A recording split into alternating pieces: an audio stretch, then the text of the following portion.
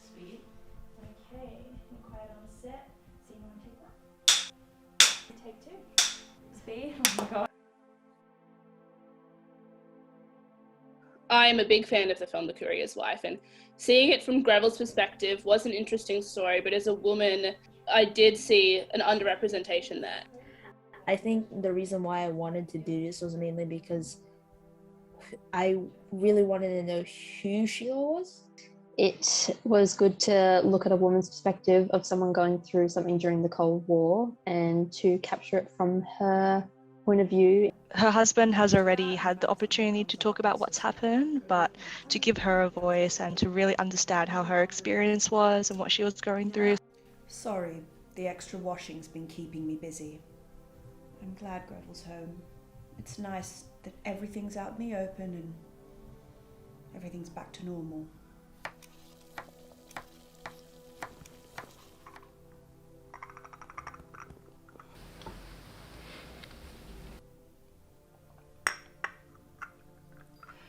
But I mean, there's still secrets between us, and that's tough.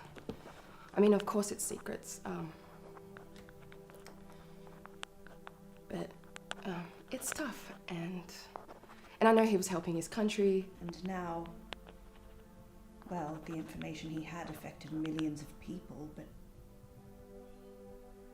I'm proud of him.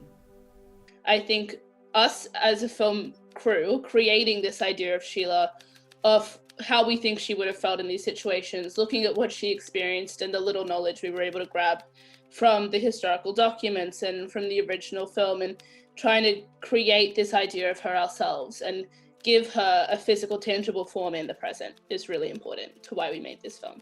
I think being like a modern day woman, it's really important to look back on history and see how women used to live, and you look at a historical character and you put it into your own perspective and see that that we are inspired as a collective group of young girls to get together and have conversations about this and say, well, you know, women, or like building her character like together, and as through my role as well, like using the same costume to join together the two actresses was a way to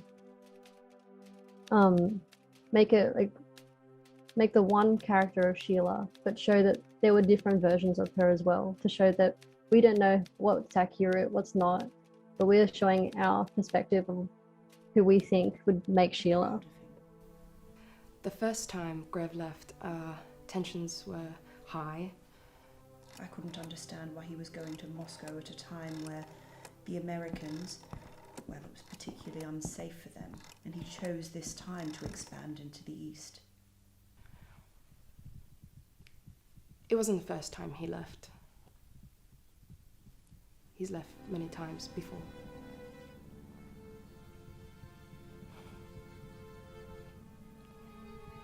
But this time, it felt different.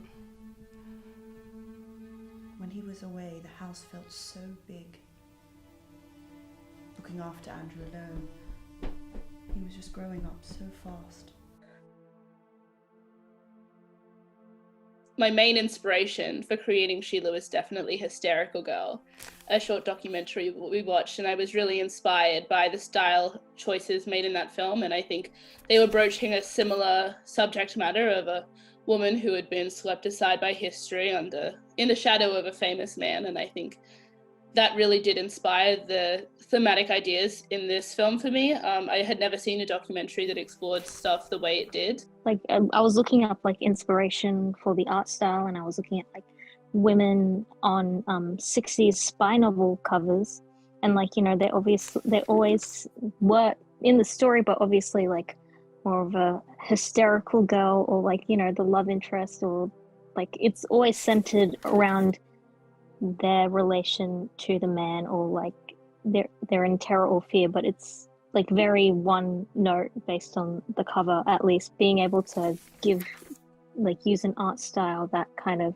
diverges from that allows for some, you know, I guess a bit of messiness, a bit of, she didn't, you know, she doesn't have to be like this beautiful object for the man. She is a moving, you know, person with, you know, she's not one thing.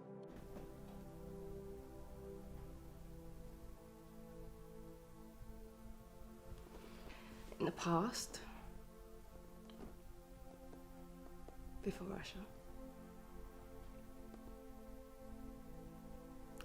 Greville had digressed. The signs were all there. He was exercising more than usual. He was particularly obsessive in the bedroom. But I couldn't understand. I mean, how could I not? How? Of course I'd assume. The age stray once again. Guilt, I think. No. Fear then guilt. That's what I felt when I found out.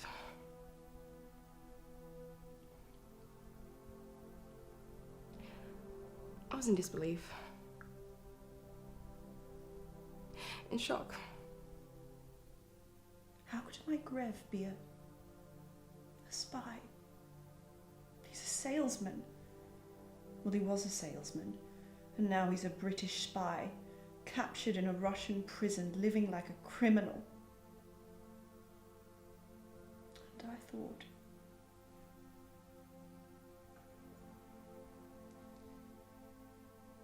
he was helping his country.